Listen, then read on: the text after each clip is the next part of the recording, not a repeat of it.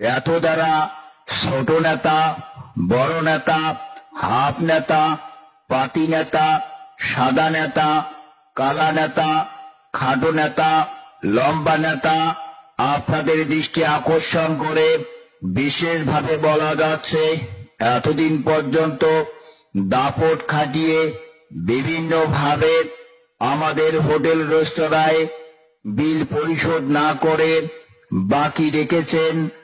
এমন তো অবস্থায় বেশ কিছুদিন ধরে আপনাদের সন্ধান পাওয়া যাচ্ছে না এবং আমাদের হোটেল রেস্তোরাঁও আসতেছেন না।